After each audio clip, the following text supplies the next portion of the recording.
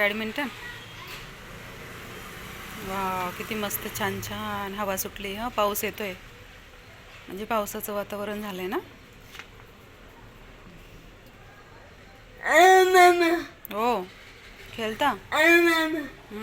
स्मित बघ, छान असं पावसाचं वातावरण झालंय आमच्याकडे. 2-3 दिवसापासून असं होतंय. पाऊस आला तर अगदी थोडासा येतो, म्हणजे पाणी वाहत वगैरे नाही, इतका जोरात नाही येत पाऊस, पण थोडासा येतोय. आणि संध्याकाळच्या वेळेलाच रोज, आणि असं वातावरण होतंय. पण छान वाटतंय थोडंसं, कारण की खूप जास्त गरमी आहे. आणि आता पावसाच्या वातावरणामुळे ऊन कमी होतं दुपारनंतर, आणि मग थोडासा गारवा वातावरणामध्ये पसरतोय. तर भरपूर ठिकाणी असा पाऊस पडतोय, काही काही ठिकाणी तर भरपूर जास्त जोरजोराचा पाऊस येतोय. खूप जास्त वादळ वगैरे सुटते. तर असंच असतं बहुतेक. अजून जून तर नाही सुरू झालं, पण एवढ्या लवकर पाऊस सुरू झालेला आहे. छान गार हवा येते, खूप छान वाटतं, एकदम थंड थंड तर आहे. तर असं खूप छान वातावरण झालं आहे. तुमच्याकडे कुणाकुणाकडे पाऊस पडतोय, कॉमेंट सेक्शनमध्ये नक्की कळवा. इथे ना मी शेंगदाणे बारीक करून ठेवते. थोडे शेंगदाणे आधीचे आहे, तुम्ही मागच्या व्हिडिओमध्ये बघितले असेल. शेंगदाणे मी भाजून ठेवलेले, डब्बाभर असे ठेवते, म्हणजे लवकर खराब होत नाही. आणि हे जे थोडेसे मी उरवते कशासाठी, तर ते आपण मसाले भात करतो किंवा मग पोहे करतो, तर त्याच्यासाठी लागतात. तर मग भाजलेले टाकले तर चांगले नाही वाटत ते. हे कच्चे शेंगदाणे असे ठेवत असते मी थोडेसे. बाकीचे सगळे भाजून ठेवते, म्हणजे मग ते खराब नाही होत, खवट नाही होत, किंवा त्याला कीड जाळं वगैरे नाही लागत. तर मग ते छान राहतं. थोडे शेंगदाणे आहे ते कुटुंब करून ठेवते, आणि आता स्वयंपाकाला पण लागते. मी कल्याणी स्वागत करते तुमचं सर्वांचं पुन्हा एकदा नवीन एका व्हिडिओमध्ये माझ्या यूट्यूब चॅनलवर, ज्याचं नाव आहे मी आणि स्मित. तर आज उशिरा व्हिडिओला सुरुवात केलेली आहे. आणि मी तयार झालेले आहे, ड्रेस वगैरे घातलं, कारण की आज जायचं आहे दवाखान्यात. डॉक्टरची अपॉइंटमेंट घेतलेली आहे, बॉम्बे नाक्यावर जायचं आहे माझ्यासाठी. 1 महिन्यानंतर पुन्हा रिचेकिंगला बोलावलेलं होतं. तर आता जायचं आहे. अजून खूप ऊन आहे, 5 वाजले आता, आणि तयारी सगळी झाली. स्मितचे पप्पा बोलले होते आवरून ठेवा, 5 वाजता मी येतो. अजून तर काय आलेली नाही, म्हणून मी आता तिकडनं यायला उशीर होईल, कारण दवाखान्यामध्ये गर्दी असतेच. तर मी कुकर लावला आहे वरण भाताचा, आणि उसळ केलेली आहे सकाळी. म्हणजे मसाल्याची उसळ असली तर स्मितच्या पप्पांना संध्याकाळी पण खातात ते वरण भात. आणि वाटण करून काळी मसाल्याची उसळ जेव्हा करते, तर तेव्हा स्मितचे पप्पा संध्याकाळी पण ती उसळ खातात. त्याच्यामुळे आता वेगळी भाजी नाही करायची आहे. आणि आज ते ब्रेड पण, उसळसोबत ब्रेड खातात, त्याच्यामुळे फक्त स्मितला पोळ्या कराव्या लागते. आणि मी आता चहानं करता इथं लिंबू सरबत केलेलं आहे. लिंबू सरबत थंड थंड पिते, आणि मग जाऊ. तोपर्यंत इथे कुकर होतं आहे, वरण भात लावला आहे, इकडे भाजी आहे सगळं. आणि स्मित बसला आहे. स्मितचं आवरलं आहे, पण त्याचं असं म्हणणं, तयारी केली की त्याला असं वाटतं की लगेच निघावं बाहेर, मला घेऊन चालावं इकडे.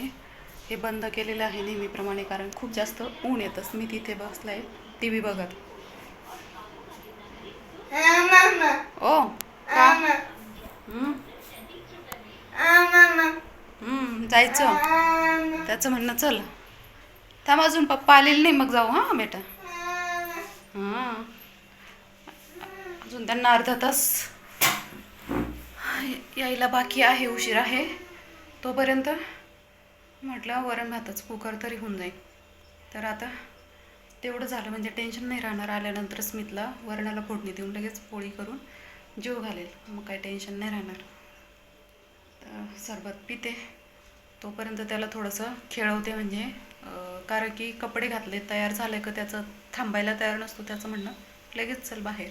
आणि आता 5 वाजले, पण इतकं ऊन, इतकं गरम होतं आहे. इथून ह्या बाजूला मावळती दिशा आहे ना, सगळं ऊन इथे आलेलं आहे आतमध्ये. किचनचं म्हणजे ना फरशासुद्धा गरम लागतात. स्लाईड पूर्ण बंद केलेले आहे, तरी पण तरीही गरम होतं असं आहे. त्याच्यामुळे पूर्ण सूर्य मावळला की मग आता हल्ली स्वयंपाक उशिरा करते थोडासा. स्मित थोडा उशिरा जेवतो आता, इतकं पहिल्यासारखं लगेच मागत नाही तो.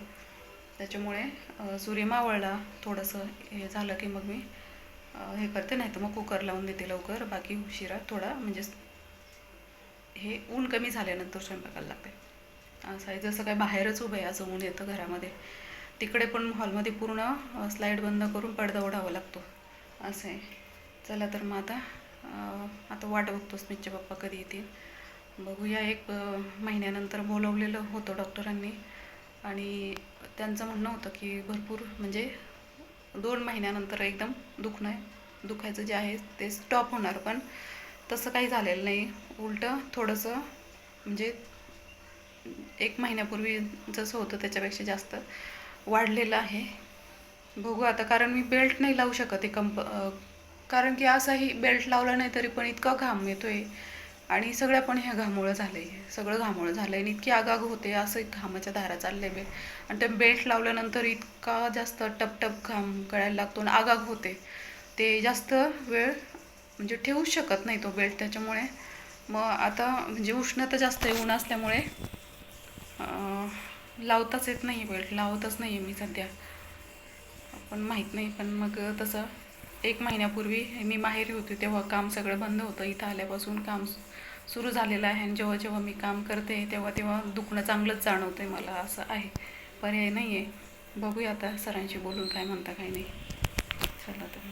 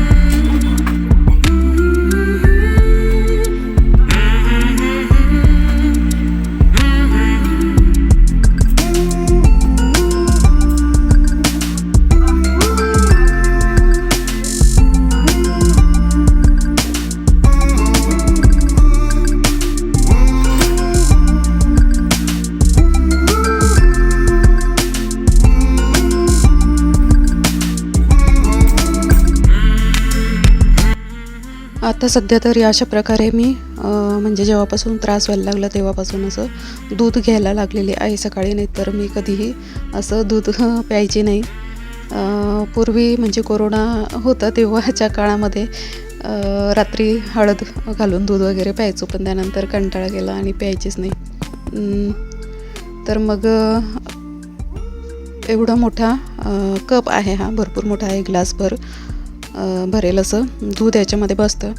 आणि त्याच्यामध्ये हे मोठे 2 चमचे तूप घालते, कधी 3-4 चमचे असं तूप मी एकटी घेण्याचा प्रयत्न करते, कारण की दुसऱ्या कुठल्याही प्रकारच्या माध्यमातून मी तूप खात नाही. सकाळची वेळ आहे आणि स्मितचे पप्पा गेले ऑफिसला. त्यांना आज उपवास आहे, त्याच्यामुळे खिचडी बनवली आणि स्मितला भाजीपोळी करायची आहे.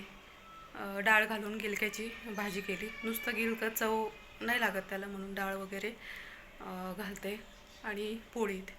आणि काय झालं की रात्रीचा भात पण उरलेला आहे आणि थोडी खिचडी पण आहे, त्याच्यामुळे मला तर काही करायची गरज नाही वेगळं. दूध आलं, आधी दुधाचं बंद करावं लागेल, नाही तर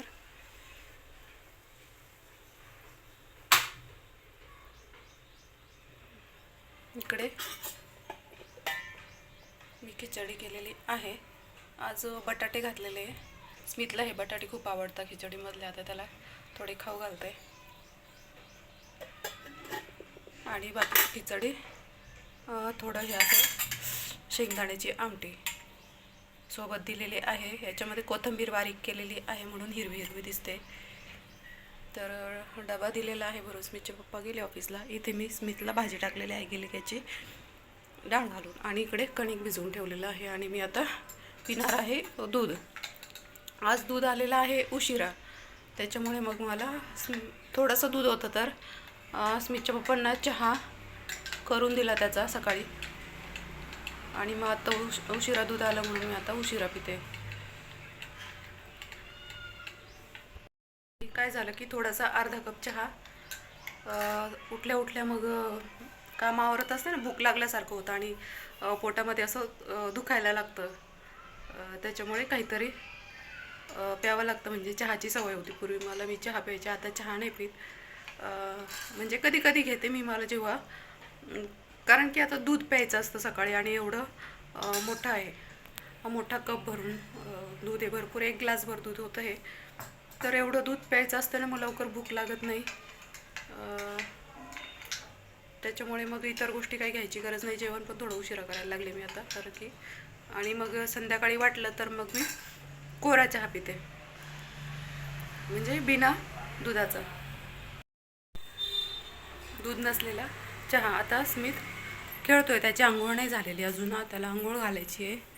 आणि तो टी व्ही थोडा वेळ बघितला आणि असं बाहेर गेला बघा. इकडे सगळा पसारा आहे, कारण की आता सकाळची वेळ आहे. आत्ताशी डबा वगैरे करून दिलेला, बाकी सगळे कामं घरातले बाकी आहे करायचे. तर अंगामध्ये काहीच कपडे नाही आहे आणि सगळ्या फासोळ्यान भरगड्यान ते सगळं दिसतंय. ते बघा त्याचे हाडं. ओ चल ये इकडे. हो चला. हो चल चल. खूप बारीक झालाय तो, खूप बारीक. काय करावं, जेवण तर आता पहिल्यासारखं करतच नाही. पूर्वी मस्त जेवण करायचं आणि आता तो जेवायची काय झालं काय माहिती, त्याची इच्छा नाही होत. पूर्वी सकाळ दुपार संध्याकाळ असं जेवण होतं त्याचं, पण आता तो फक्त सकाळी एकदा जेवतो, दुपारी जेवत नाही आणि मग संध्याकाळी जेवण करतो. पण कधी कधी त्याची इच्छा पण होत नाही, काय माहीत नाही काय झालं आहे. वातावरणाशी काही संबंध नाही त्याचा. तो पहिल्यापासून आता एवढ्या वर्षांपासून आत्तापर्यंत तो त्याचं जे जेवण आहे तेच आहे. उन्हाळा लागला किंवा पावसाळा लागला असं त्याचं कमी जास्त जेवण होत नसतं. जे आहे ते रुटीन जेवण जेवत असतो. पण मागे जेव्हा तो आजारी झाला ना, तेव्हापासून हीच कंडिशन आहे. तो जेवतच नाही आहे, खूप कमी जेवतो. सकाळी जेवला की दुपारी नाही जेवत, कधी कधी संध्याकाळी नाही जेवत. मग त्याला कधी कधी एकच वेळेला जेवतो, सकाळी जेवला तर मग संध्याकाळी नाही जेवत, असा प्रकारे. का माहीत नाही त्याला. आणि पाणी तर बळजबरी पाजावं लागतं, जसं औषध छोटं छोटं पाजतं ना तसं. ग्लास तोंडाला लावलं तर एकदम थोडासा एखादा घोट पाणी पिणार, आणि त्याचं घोट एवढासा काहीतरी 2-2.5 ml पाणी त्याच्या पोटात एका घोटाला जात असेल. पीत पण नाही, छोटा ग्लास आहे, त्याने किती भरपूर पाणी पिलं पाहिजे, पण पीत नाही. सगळ्या फासोळ्या, सगळे हाडं, सगळ्या बरगड्या त्याचं दिसत आहे. इथं पण सगळे हाडं दिसत आहे त्याचे. इतका बारीक झाला आहे आणि काय करावं. म्हणजे खूप कमी वेळामध्ये तो 2दा आजारी पडला. आता खूप सगळे घरातले कामं बाकी आहे, भांडे घासायचे फक्त. आता भाजी टाकलीच, मितला पोळ्या करते आणि भांडे घासायला लावून जाते. मग भांडे घासून झाले का मग बाकीचं गोष्टी आवरते.